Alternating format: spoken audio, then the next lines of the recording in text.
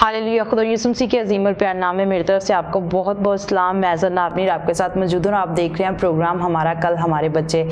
उन तमाम बच्चों को जिनको समर वेकेशंस हैं और जो घर पे बैठ के इस वक्त प्रोग्राम वॉच कर रहे हैं और इसी के साथ साथ इंजॉय भी कर रहे हैं गर्मियों की छुट्टियों को, चूँकि गर्मी बहुत ज़्यादा है। आज प्रोग्राम के आगाज़ में आपको छोटा सा मैसेज देना चाहती हूँ कि आप जो है वो घर पे ज़्यादा टाइम रहा करें और कोशिश किया करें कि जब धूप कम हो अपने जो काम काज हैं उनको आप बाद में किया करें। बाइबल मुकद्दस की चंद वर्सेस भी आपके साथ शेयर करना चाहती हूँ, क्योंकि बाइबल मुकद्दस वो कलाम है जब हम इसको अपनी ज़िंदगी में ले लेते हैं तो ज़िंदगी जो है वो बदल जाती है। मेरे साथ देखिएगा ज़बूर 136, उसकी हम चौथी, पाँचवीं और छठी आयत तिलावत करेंगे। बाइबल मुकद्दस में ये लिखा है, उसी का जो अकेला बड़े बड़े अजीब काम करता है कि उसकी शफकत अब्दी है, उसी का जिसने दनाई से आसमान बनाया कि उसकी शफकत अब्दी है, उसी का जिसने ज़मीन को फैलाया कि उसकी शफकत अब्दी है। यकीनन हमें उसकी शुक्रगुजारी करने की ज़रूरत है जो आसमान और ज़मीन को बनाने वाला है और जिसने नैयर अकबर नैयर असगर बनाए, हमें उसकी शुक्रगुजारी करने की ज़रूरत है। मेरे अजीज़ों, जैसे कि आप जानते हैं कि हमेशा मेरे साथ प्रोग्राम में मेरे बड़े भाई पास्टर अनिल मौजूद होते हैं, आज भी मेरे साथ मौजूद हैं। अभी शो में उनको वेलकम कहते हैं। जी वेलकम कहते हैं। आप कैसे हैं? आप जी खुदावंद की शुक्रगुजारी। आप कैसे हैं? मैं बिल्कुल ठीक हूँ। खुदावंद की शुक्रगुजारी करते हैं हर एक नई ब्लेसिंग और बरकत के लिए। जबकि समर वेकेशन से आप बच्चों को क्या मैसेज देंगे? जी बिल्कुल, आज प्रोग्राम के आगाज़ में मैं आपको ये कहना चाहता हूँ कि खुदावंद में बढ़ते चले जाएं। खुदावंद बड़े ज़बरदस्त तौर से जो है वो ज़िंदगियों में काम करता है और छुट्टियाँ भी हैं, गर्मी भी बहुत ज़्यादा है। सो काम से घर से बाहर निकलें और जो होमवर्क आपको स्कूल से मिला है सो उस वर्क को भी लाजमी करें और सीखते रहें, खुदावंद में बढ़ते रहें। Thank you. जी बिल्कुल, सीखते रहें, खुदावंद में बढ़ते रहें और हर वक्त में उसकी शुक्रगुजारी करने की ज़रूरत है। जैसे वर्सेस भी शेयर की प्रोग्राम के आगाज़ में, अभी वक्त है कि हम दुआ मांगेंगे रिबना के साथ मिलकर।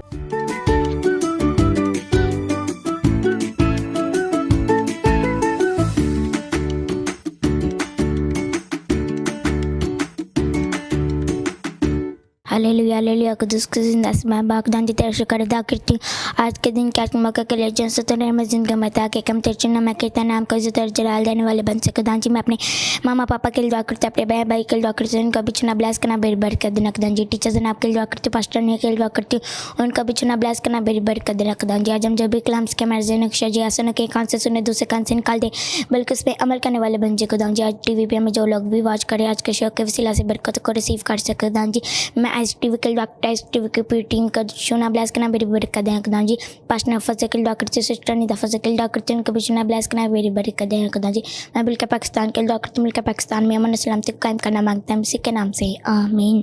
तो जी प्यारे बच्चों, आज की जो बड़ी खूबसूरत स्टोरी हम आपके साथ शेयर करने वाले हैं बीज बोने वाले की, और बहुत सारे बच्चे जो हैं इस स्टोरी से वाकिफ़ भी होंगे कि वो कितनी किस्म की ज़मीन थी, और आज हम मज़ीद इस पर सीखने की कोशिश भी करेंगे। बहुत सारे लोग इस स्टोरी से वाकिफ़ भी होंगे, आती भी होगी और शेयरिंग भी करते हैं, लेकिन आज इस बात को सीखने की ज़रूरत है कि हमारी ज़मीन कौन सी है। क्या हम फलदार ज़मीन रखते हैं या कि हमारी ज़मीन झाड़ीदार है, पथरीली है, या वो ज़मीन है जिसको अबलीस जो है हमें कलाम को सुनने नहीं दे रहा बल्कि उठाकर ले जाता है, चुरा ले जाता है। बाइबल मुकद्दस में पास्टर ने लिखा हुआ है कि इस जहान के हम शक्ल ना बनो बल्कि अकल नहीं हो जाने से अपनी सूरत बदलते जाओ। ज़रूरत इस बात की है कि हम जब खुदा के कलाम को पढ़ते हैं, उसको समझते हैं, उसको सीखते हैं, तो हमें बदलने की ज़रूरत है। बाइबल मुकद्दस की ये स्टोरी बड़ी खूबसूरत स्टोरी है। मज़ीद आप इसके बारे में क्या शेयर करेंगे कि चार किस्म की ज़मीन। नंबर फर्स्ट, आज हम पहले बात करेंगे उस ज़मीन के बारे में जो कि राह के किनारे बीज डाला गया, बोया गया, गिराया गया, लेकिन जो है वो पाँव के नीचे आकर रोंदा गया। इसकी अगर तफसीर की जाए तो क्या कहते हैं आप? जी बिल्कुल, बड़ी खूबसूरत बात आप कर रहे हैं। मैं खुदा की शुक्रगुजारी करता हूँ कि खुदा जो है वो ज़िंदगी के अंदर काम करता है। बहुत सारे लोग, इससे पहले कि तमसील की बात करें, बहुत सारे ऐसे लोग हैं जो यीशु को एज अ पर्सन जानते हैं, एज अ हीलर जानते हैं कि यीशु एक शख्सियत है, लेकिन वो यीशु के असूलों को नहीं जानते। यीशु काम किस तरह से करता है। यीशु ने 4 काइंड ऑफ सॉइल की बात की, यानी 4 इकसाम की जो ज़मीन है उसके बारे में बात की है। जैसे आप राह के किनारे की बात कर रहे हैं, तो राह के किनारे में होता क्या है, अगर आप देखें तो राह का किनारा है, वहाँ पर डस्ट भी होगी, वहाँ पर रैपर्स भी होंगे, खा पी के लोग फेंक देते हैं, वहाँ पर छोटे छोटे कंकर भी होंगे जिसको पत्थर कहा जाता है, उसके टुकड़े भी होंगे, तो इसी तरह से जंगली बूटियाँ भी होंगी। तो जब बीज जो है वो इस तरह की ज़मीन पर बोया जाता है, सो इस तरह की ज़मीन से मुराद आपके दिल की ज़मीन है।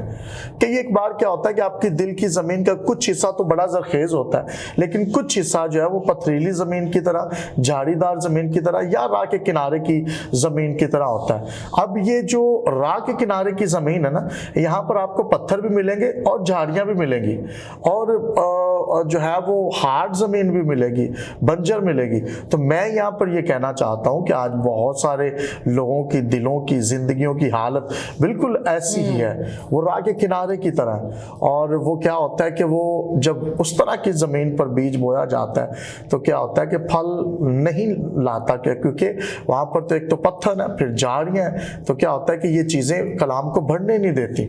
सो इस ज़मीन से मुराद ये भी है कि इब्लीस जो है वो चुरा कर ले जाता है। और मैं यहाँ पर ये कहता हूँ कि दिल की ज़मीन जब तक ज़रखेज़ नहीं है, जब तक आपने खुदा के कलाम को नहीं बल्कि दूसरी चीज़ों को फर्स्ट प्रायोरिटी दे रखी है, तो फिर खुदा कभी आपकी ज़िंदगी में काम नहीं करता। या कोई भी ऐसा शख्स, उसके दिल की ज़मीन ज़रखेज़ हो नहीं सकती जब तक वो बाइबल मुकद्दस का तालिब इल्म नहीं है। वो बाइबल मुकद्दस को अगरचे पढ़ नहीं सकते तो सुन सकते हैं, अगर वो सुनने वाला लिसनर नहीं है, बाइबल मुकद्दस का रीडर नहीं है, बाइबल मुकद्दस पर अमल करने वाला नहीं है, तो वो कभी भी खुदा के आसमान को अपनी ज़िंदगी में खुलता हुआ नहीं देख सकता। मैं यहाँ पे ये कहना चाहता हूँ कि इंतहाई ज़रूरी है, और ये फर्स्ट स्टेप है कि आपके दिल की ज़मीन कैसी है, पहले इस बात पर गौर करनी है कि आपके दिल में क्या है। यीशु दिल में आ जा और तू देख के मैं कैसे काम करता हूँ। और एक टेबल है, अगर ये आप देख रहे हैं कि रूम, एक रूम है, उसमें टेबल है, और आप ये चाहते हैं कि ये टेबल बाहर निकल जाए और इससे इस रूम की जो खूबसूरती है वो ज़्यादा हो जाएगी, तो आप क्या करेंगे, आप कहेंगे जिस टेबल को बाहर निकालें, और वो शख्स जिसका वो रूम है उस टेबल को बाहर ना निकाले, तो आप कहेंगे जी हमें बुलाने का क्या फ़ायदा, एक तो इज्जत देकर बुलाया गया। तो कहने का मकसद है कि आप अपने दिल के अंदर से उन चीज़ों को निकालें जो अभी तक जो है वो बुरी है। और खुदावंद चाहता है, खुदावंद यीशु मसीह जब आते हैं वो कहते हैं बेटा आप अपने दिल से इस बुराई को निकालें, आप अपने दिल से हसद को निकालें, अपने दिल से झगड़े को निकालें, अपने दिल से गुस्से को निकालें। हम कहते हैं कि ये चीज भी यहीं पे रहे और लिहाजा तू भी यहीं पे रहे, तो ये नामुमकिन सी बात है। खुदावंद चाहता है कि राह के किनारे की जो जमीन है उसको बदलें, झाड़ियों को, पत्थरों को निकालें। बड़ा अच्छा आपने शेयर किया कि हमें जो है वो खुदावंद पर तवक्कल करने की ज़रूरत है। जैसे पार साहब ने शेयर किया कि वो लोग जो कि खुदा के कलाम को सुन रहे होते हैं लेकिन उस पर अमल नहीं कर रहे होते, क्योंकि बहुत दफ़ा इब्लीस जो है वो नहीं चाहता कि आप खुदा के कलाम को सुने और उस पर अमल करें। सो जैसे आप खुदा का कलाम सुन रहे होते हैं, आपके ख्याल जो है, आपका माइंडसेट जो है वो किसी और तरफ लग जाता है। जब आप खुदा की हजूरी में होते हैं, जब आप खुदा के कलाम को सुन रहे होते हैं, सीख रहे होते हैं, तो कोशिश किया करें कि आप अपना फोकस, और उससे पहले जो है आप दुआ किया करें कि खुदावंद मेरे ध्यान, ज्ञान, मेरा फोकस जो है वो तेरी तरफ रहे। तब जो है वो आप खुदा के कलाम को सुनेंगे, समझेंगे और उस पर अमल करने वाले होंगे। अभी वक्त है कि हम बच्चों का आज का खूबसूरत टैबलो देखें। सुने ये कहानी यीशु की जुबानी, आइए मिलकर देखते हैं।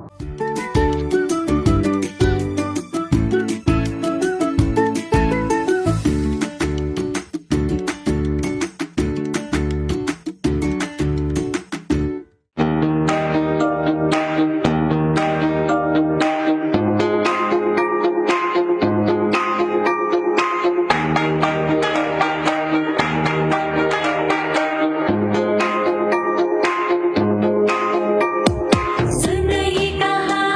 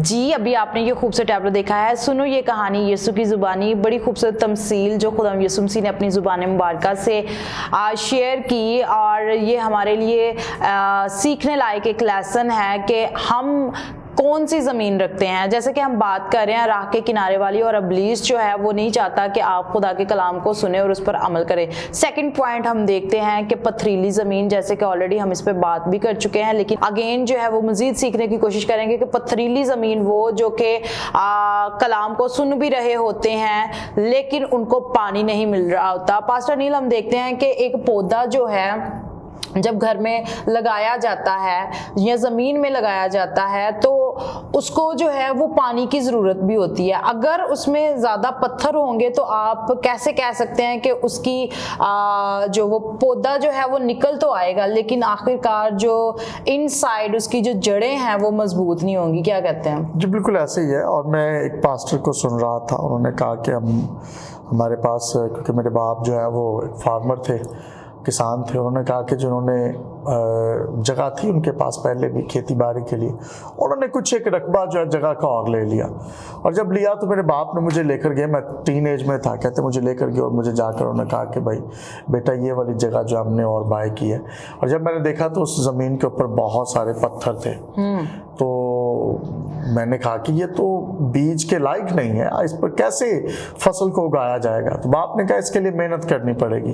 तो मेहनत क्या करनी पड़ेगी जी? उन्होंने मशीनें बुलाई, उन्होंने दरख्त काट दिए, वहाँ से मशीनें बुलाई और वो पत्थर जो है एक एक करके वहाँ से हटाने लगे, और छोटे छोटे पत्थर जो मट्टी में मिक्स हो चुके थे उनको भी वहाँ से निकालना शुरू किया। और कहते करते करते करते तकरीबन कोई 3 साल का अरसा जो है वो हमें लग गया, और हमने वहाँ से वो पत्थरों को हटाया। और आफ्टर 3 years मैं और मेरा बाप वहाँ पर गए, और मेरे बाप ने कहा कि अब ये ज़मीन जो है वो बीज के लिए तैयार है। तो बहुत सारे लोग ये भी करते हैं कि वो मेहनत नहीं करते। यहाँ पे हमें जो नजर आ रहा है कि मेहनत खुद से उन्होंने स्ट्रगल की। जी देखिए जी, अगर आपकी दिल की ज़मीन है तो मैं ये समझता हूँ कि यीशु दरवाजे के बाहर खड़ा खटखटाता है, इसका मतलब है कि आपने दिल में आने की दावत देनी है।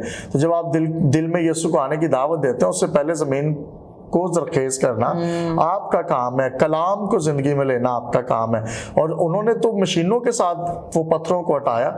आज खुदा का कलाम जो है ये दिलों की जमीन को जरखेज करने की कुदरत रखता है। खुदा के कलाम को जिंदगी में काम करने का मौका दें, और ये आपके दिल की जमीन को जो पथरीली है मुकम्मल तौर पर जो है वो जरखेज कर देगा। और जब बीज बोया जाएगा कलाम का, फिर तो मैं ये समझता हूँ कि वो तनावर दरख्त बनेगा, उसके रूट्स भी जमीन की गहराव तक जाएंगे। और मैं ये समझता हूँ ये बरकत की बात है, और कलाम कभी बेतासीर नहीं लौटता अगरचे दिल की जमीन जरखेज हो।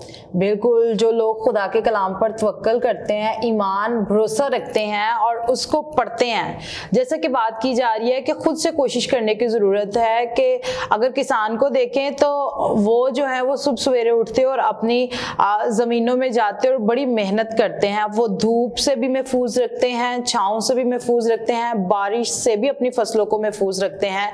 सो हमें इस तरह की जो वो छोटी छोटी लुमड़ियाँ हमारे खेतों को, हमारी ज़मीन को तबाह करने की कोशिश कर रही हैं, उसको हमें अपने अंदर से निकालने की ज़रूरत है, क्योंकि इब्लीस नहीं चाहता कि आप खुदा का कलाम सुने या उस पर अमल करें। अभी वक्त है कि हम बच्चों से मुबारकबादियाँ सुने। आइए मिलकर सुनते हैं।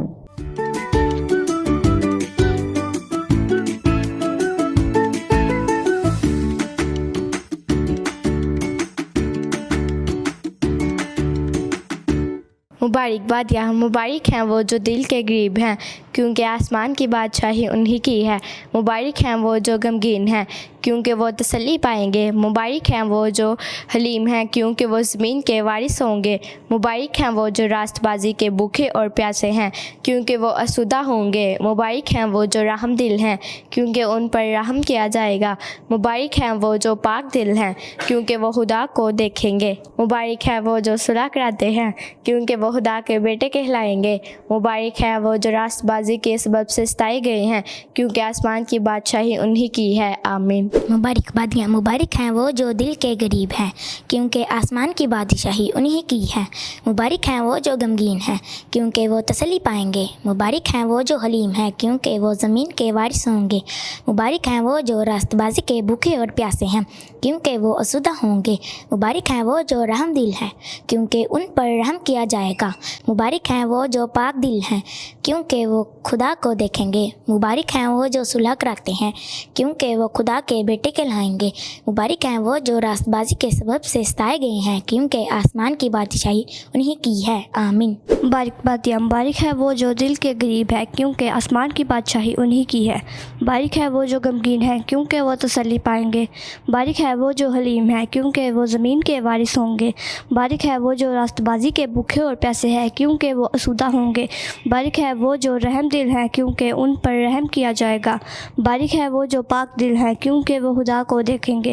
मुबारक है वो जो सुलह कराते हैं, क्योंकि वो खुदा के बेटे कहलाएंगे। मुबारक है वो जो रास्तबाजी के सबब से सताए गए हैं, क्योंकि आसमान की बादशाही उन्हीं की है। आमीन। जी, अभी आपने बच्चों से मुबारकबादियाँ सुनी हैं, और जितने बच्चे इस वक्त घरों में बैठे वॉच कर रहे हैं, आपको भी चाहिए कि आप ज़रूर इन मुबारकबादियों को सीखें, क्योंकि खुदा का कलाम जो है वो हमें लम्हा ब लम्हा गाइड करता है, और खुदा का कलाम जो है वो हमें कुव्वत देता है। बाइबल मुकद्दस जब हम ज़बूर की किताब पढ़ते हैं तो वहाँ पर हमें जो है वो नज़र आता है, 12 बार लिखा हुआ है कि खुदावंद हमारी सीपर है, वो हमारा मुहकम किला है, वो हमारी चट्टान है।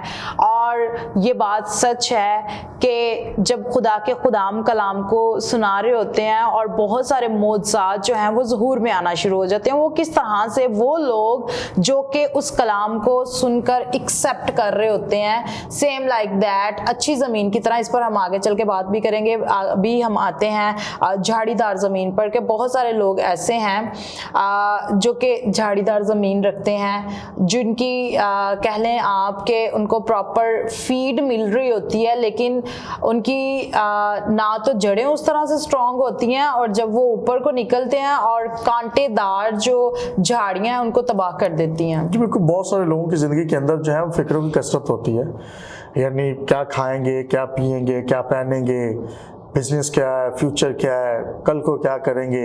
ये तमाम तर चीज़ें जो हैं, मैं ये समझता हूँ कि ये कलाम को दबा देती हैं। कलाम सुना, चर्च में गए, कलाम सुना, बाहर निकले, फिर वही रूटीन, फिर वही सोच के जी क्या खाएंगे, क्या पिएंगे, क्या पहनेंगे, क्या करेंगे।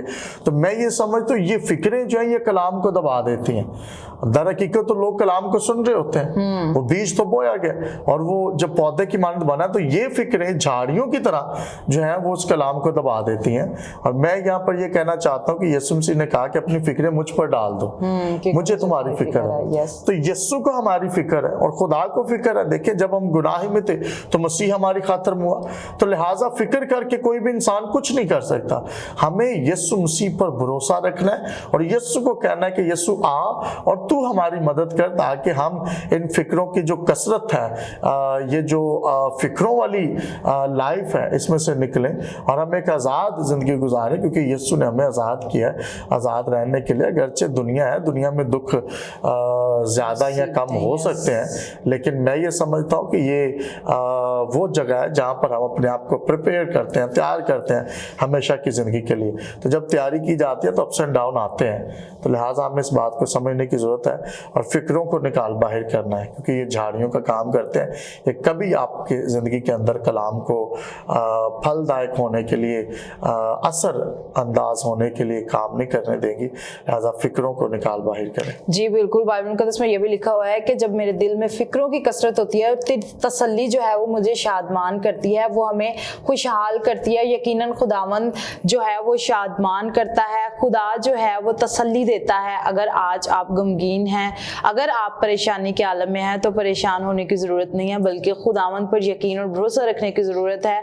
और और जैसे कि हम 3 किस्म की ज़मीन के बारे में ऑलरेडी बात कर चुके हैं, अभी जो है वो हम मज़ीद सीखने की कोशिश करेंगे। चौथी जो ज़मीन, जो कि बाइबल मुकद्दस में लिखा हुआ है कि यीशु मसीह अंगूर के हकीकी दरख्त हैं और जो डाली उसमें कायम रहती है वो फल लाती है। आज हमें चेक करने की ज़रूरत है, क्या हम फलदार डालियां हैं, क्या हम फल ला रहे हैं, क्या हम फ्रूटफुल हैं। जब तक आप यीशु मसीह के साथ नहीं जुड़ेंगे आप फल नहीं ला सकते। और ये सारा कलाम जो है वो मेरे और आपके यीशु के मुंह से निकला हुआ है, क्योंकि पाक रूह के वसीला से जो है वो तहरीर किया गया है। बाइबल मुकद्दस में लिखा है, यीशु मसीह ने कहा मैं जाता हूं तो मैं दूसरा मददगार दिया जाता हूं जो अब से हमेशा तक तुम्हारे साथ रहेगा। वो यीशु मसीह का रूह है जो हमारे साथ साथ रहता है, हमारी शिफायत करता है। पास्टर नील आपकी तरफ आते हैं। चौथी जमीन जो कि अच्छी जमीन है, जो कि फ्रूटफुल जमीन है, क्या कहते हैं आप? अगर हम अपनी अपनी जिंदगी पर गौर करें तो ब्लेसिंग्स को देखते हैं, फिर इंसान जो है वो शुक्रगुजारी करता है। मजीद आप क्या कहेंगे? जी बिल्कुल ऐसे ही है, मैं खुदा की शुक्रगुजारी करता हूँ। चौथी जो ज़मीन है वो बड़ी ज़बरदस्त ज़मीन है और इसके लिए मेहनत भी, जैसे हम बात कर रहे थे कि की गई है। हमें मेहनत जब करते हैं, जब आप राह के किनारे जैसी ज़मीन है कोई मसला नहीं है। दिल की ज़मीन पर यानी ज़िंदगी के अंदर बहुत सारी मुश्किलात है, पत्थर है, कोई मसला नहीं है। अगर फिक्रों की कसरत है तो भी कोई मसला नहीं है, क्योंकि यीशु मसीह में जब आ जाते हैं तो मैं ये समझता हूँ हर मसले का हल यीशु के पास है। तो फिर अगर ये तमाम तर चीजें हैं, अगर ये पहली 3 तरह की जमीन जिस पर हमने बात की, अगर दिल की जमीन ऐसी है तो फिर यीशु के पास आने की जरूरत है, क्योंकि वो हल मुश्किलात है, वो आपकी जिंदगियों को बेहतर कर सकता है। लिहाजा जब आप यीशु के पास आ जाते हैं वो आपकी मदद करता है, वो रूहुल को उसको भेजता है ताकि आपको दिल की जमीन को जरखेज करने में आपकी मदद की। और जब दिल की जमीन जरखेज हो जाती है और फिर जब वो आप बीज बोते हैं तो मैं ये समझता हूँ कि वो तनावर दरख्त बनता है, उस पर फल लगता है और फिर लोग उस मिनिस्ट्री के वसीला से जिनके दिल की जमीन जरखेज है, उन पास्टर्स के वसीला से जिनके दिल की जमीन जरखेज है, उन लोगों के वसीला से जिनके दिल की जमीन जरखेज है, लोग बरकत पाते हैं, कौमें बरकत पाती हैं। दरख्त कभी अपना फल खुद नहीं खाता, लोग उसका फल खाते हैं। इसका मतलब है कि आप दूसरों के लिए बरकत का बायस होंगे। और फिर किताब मुकद्दस में लिखा है कि आप दुनिया का नूर है, यानी आप दूसरों के लिए बायस बरकत होने के लिए जो है वो मुकर्रर किए गए हैं, ठहराए गए हैं। इसलिए जैसे यीशु दूसरों के लिए निजात दहिंदा साबित हुआ है, हम दूसरों के लिए रूहों को जीतने का वसीला है, लाइक कि हम दूसरों की रूहों को यीशु के पास लाने का वसीला है, दूसरे लोगों को यीशु के करीब लाने का वसीला है। तो हमें चाहिए कि हम यीशु को दूसरों की जिंदगी में इंस्टॉल करें, यीशु को लेकर जाएं और यीशु को बांटना शुरू करें। जब लोगों के दिलों की जमीन जरखेज होना शुरू हो जाएगी तो मैं ये समझता हूँ नाम अदम मार्फत जाता रहेगा।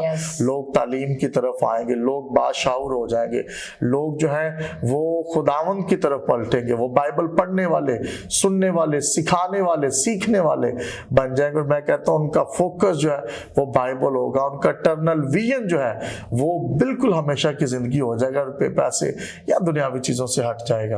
Praise the Lord. बड़ा खूबसूरत आपने शेयर किया है कि जब लोग जो है वो खुदावंद की तरफ रिपेंट करना ये बड़ा लाजिम है। बहुत सारे लोग रिपेंट कर लेते हैं लेकिन उसके बाद जो है वो फिर उन्हीं चीज़ों में खोना शुरू हो जाते हैं। जैसे स्टार्टिंग में मैंने शेयर किया कि अक्ल नहीं हो जाने से अपनी सूरत बदलने की ज़रूरत है। आप क्या कहते हैं कि वो लोग जो रिपेंट भी कर लेते हैं, सूझबूझ भी रखते हैं और फिर तौबा करने के बावजूद जो है वो उसी कश्मकश में दोबारा से दसते चले जाते हैं, आप आज लास्ट पे मजीद इसके बारे में क्या शेयर करेंगे? तो जी, जितने भी व्यूवर्स इस वक्त मुझे IGTV पर वॉच कर रहे हैं, जहाँ जहाँ मेरी आवाज़ पहुँच रही है, मैं आप सबको ये मैसेज देना चाहता हूँ, खुदावंद में बढ़ते रहें। अगर आप गुनाह के अंदर हैं, मुश्किल के अंदर हैं, मुसीबत के अंदर हैं, गुर्बत के अंदर हैं, बीमारियों के अंदर हैं, तसीरों के अंदर हैं, खुदावंद का कलाम आपके लिए आज के दिन में ये है कि आज का दिन आपका दिन है। अगर आपके दिल की ज़मीन जरखेज नहीं है, अभी तक आपने कलाम को सुनकर अनसुना किया, तो मैं आपको ये कहना चाहता हूँ, ये साया 43 के अंदर लिखा है कि मैं एक नया काम करूँगा, लिहाजा पिछली बातों पर जो कदीम बात है उन पर सोच सोचते या उनको याद करते ना रहो। मैं एक नया काम करूँगा, मैं बियाबानों में दरिया और सहराओं में नदियाँ जारी करूँगा। खुदावंद ये चाहता है कि आपकी ज़िंदगी को सैर और सुधा करे, और ये कलाम के वसीला से हो सकता है खुदा आपकी ज़िंदगी के लिए आसमान को खोलना चाहता है। खुदावंद को काम करने का मौका दें। खुदावंद आपके साथ हो। God bless you all. Pakistan जिंदाबाद, पाक आर्मी जिंदाबाद। तो जी वर्ड्स, मेरा ईमान है कि आज के एपिसोड के वसीला से आपने बरकत को हासिल किया होगा। आज आपने सीखा 4 किस्म की ज़मीन के बारे में।